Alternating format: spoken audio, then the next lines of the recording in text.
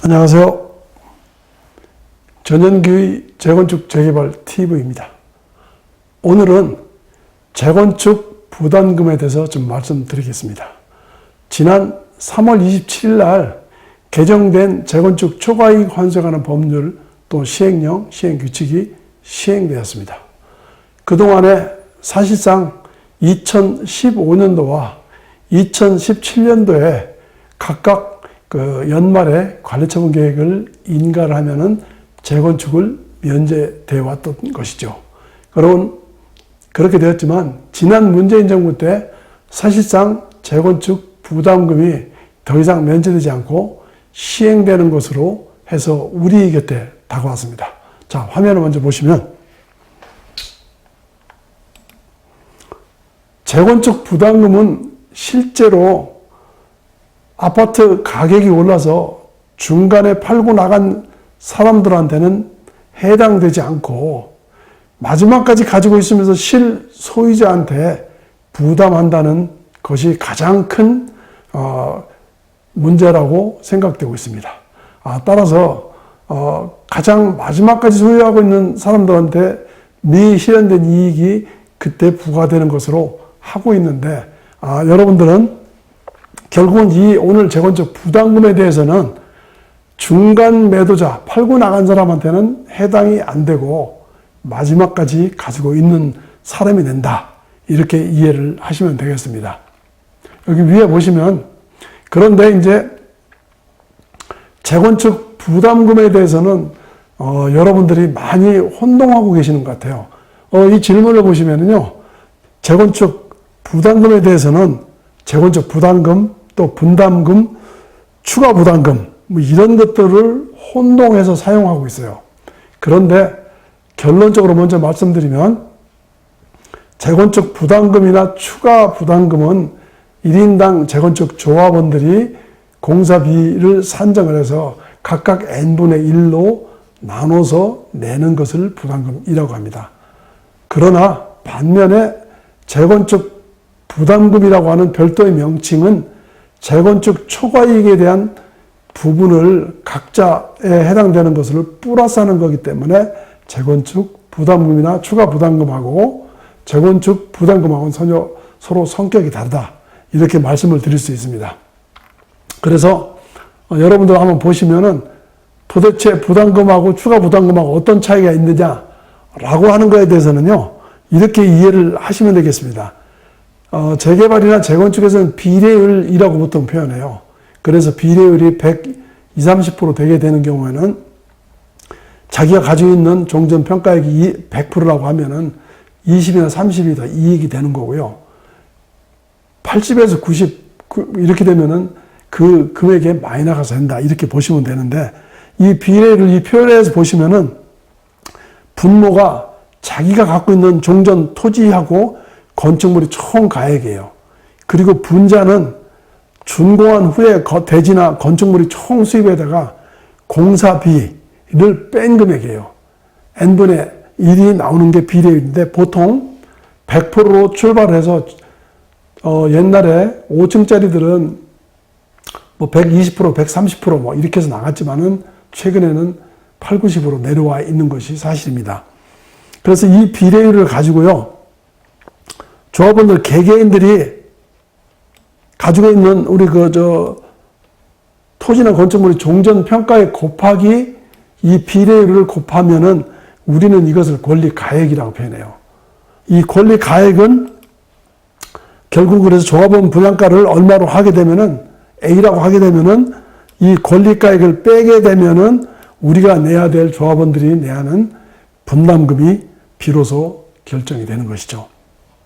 그런데 이 분담금 외에도 추가 분담금이라고 얘기를 하거나 추가 부담금이라고 표현하는데 이것은 기존에 낸 분담금에다가 플러스 해가지고 공사비 등 이게 인상된 금액들을 n분의 1로 뿌려서 나오는 것이죠.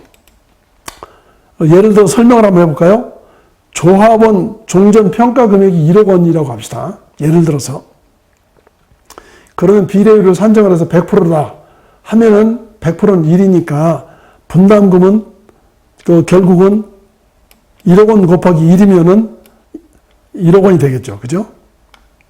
그런데 종전평가 금액, 감정평가액이 변동이 없는데 공사비 등의 증가로 해서 비례율이 아까 얘기한 산식에서 만약에 100에서 90%로 떨어졌다고 한다면 자기 금액은 1억 곱하기 0.9면은 9천만 원이겠죠. 그러면 1억, 조합원 분양가 1억이라면 1억 빼기 9천만 원 하면 1,000만 원에 대한 분담금을 내게 된다라고 보시면 되겠습니다. 따라서 재건축 부담금은 아직 설명을 안 드렸습니다만은 분담비나 추가 분담금과는 전혀 성격이 다르고 이 분담금 비례율은 어디서 보통 나오냐 하면은요, 우리 도시정비법 그 시행 규칙에 보면은 조합 설립 동의를 거둘 때 비례율 산식이 나옵니다. 그래서 재건축 부담금이 재건축 초과이익 환수하는 법률이라고 한다면 분담금이나 추가 부담금은 도정법에 의한 산식이다. 이렇게 구별하면 되겠습니다.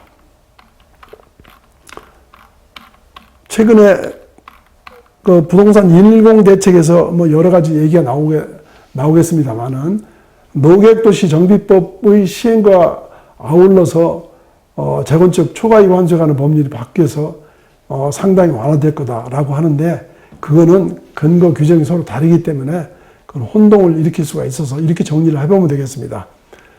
부담금에 대한 부분은 재건축, 소규모주택 정비법의 소규모 재건축 사업, 또는 도시재정비 촉진을 위한 특별법에서의 단독주택 재건축 사업, 도시정비법에서의 재건축 사업들은 별도로 제초안법에 의한 재건축 부담금을 내야 된다라고 하는 것이고, 당연히 이번에 시행되는 노후계획도시 정비법에서의 재건축 사업에서는 당연히 이 법이 적용을 받아서 재건축 부담금의 대상이 된다.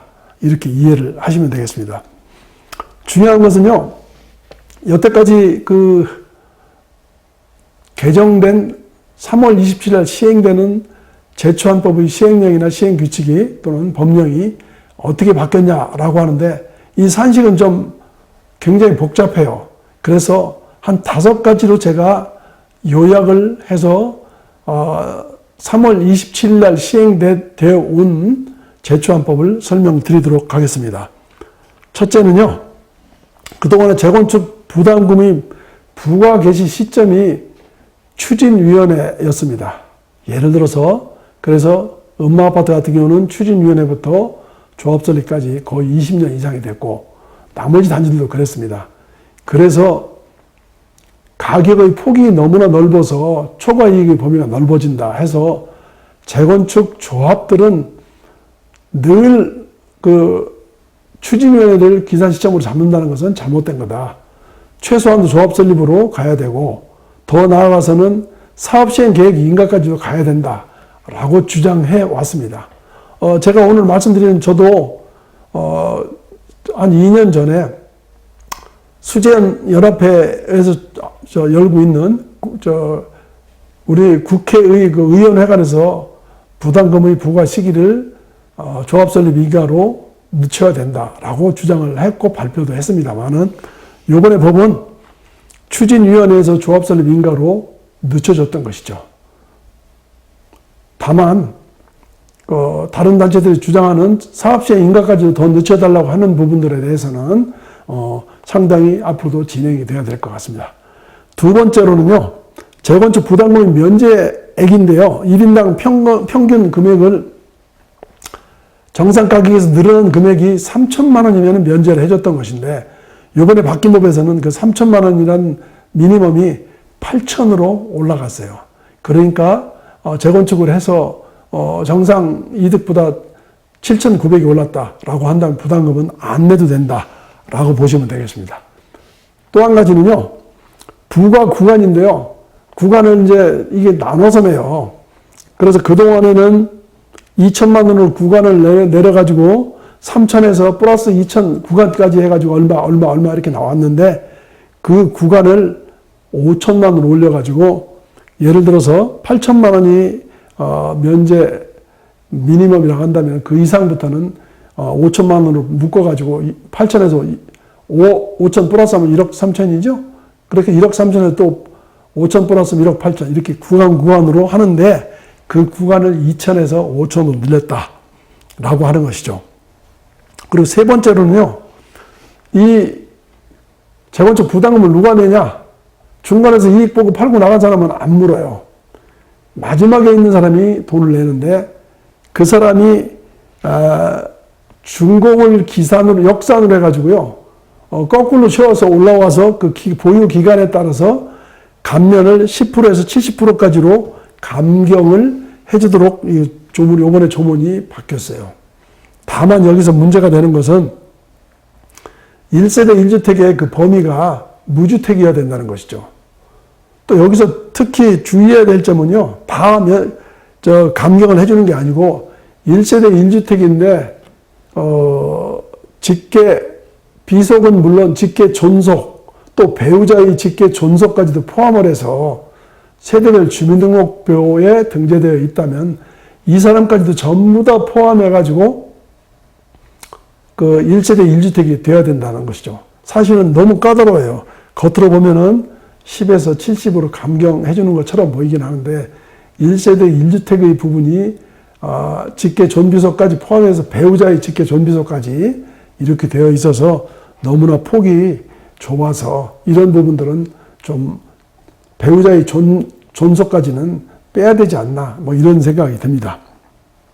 그 다음에 네 번째로는요, 1세대 1주택자로서 60세 이상 갖고 있는 사람이 마지막까지 소유하고 있는 사람의 경우에는 그 주택을 팔을 때까지 납부 유예를 시켜준다라고 하는 조문을 신설했습니다.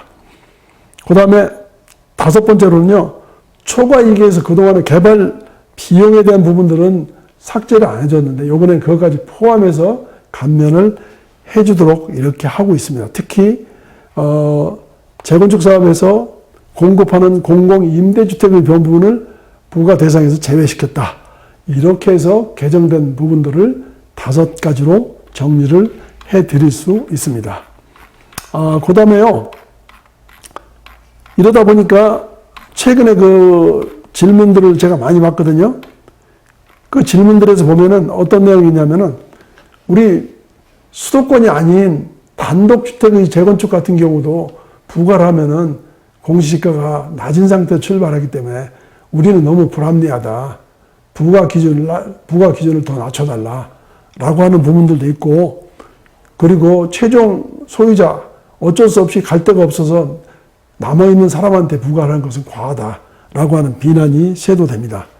특히 여러분들은 노후계획도시정비법이 진행되면서 그 주종의 사업장이 재건축이라고 한다면 당연히 재건축 부담금을 가는 규정들을 이해를 하셔야 되겠습니다. 같은 군데 재건축 부담금이 면제된 것과 부과된 곳이 혹시 어디 극명하게 운명이 갈린 데가 있느냐라고 하는 질문들이 가끔 있어요. 이거에 대해서 이걸 한번 보실까요?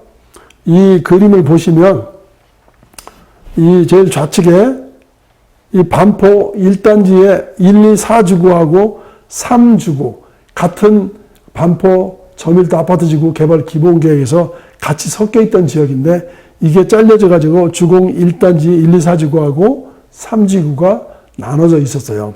여기 보시면은 반포 1, 2, 4는 실제로 한참 2021년도나 추진위원회가 구성이 됐는데 반포 3주구는 2003년도부터 구성되어 있었어요. 훨씬 빨랐는데 3주구가 반포 1, 2, 4지구는 열심히 해서 2017년도 12월 말일 날 관리처분 인가를 신청을 해서 부담금이 면제된 곳이기도 합니다.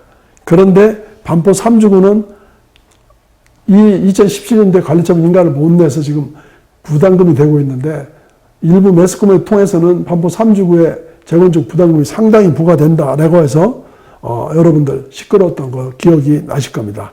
옆에 보시면 반포 주공 2단지 레미안 포스티지, 반포 주공 3단지, 3호가든 이런 단지들도 전부 다 면제를 받았다. 이렇게 보시면 되고요. 미도 1, 2단지 같은 경우에는 지금 막 정비계획 해가지고 진행하고 있기 때문에 부담금의 대상이 된다. 이렇게 말씀을 드릴 수가 있습니다. 다음 시간에는 가능하다면 좀 더 좋은 내용들로 여러분들 찾아뵙도록 하겠습니다. 감사합니다.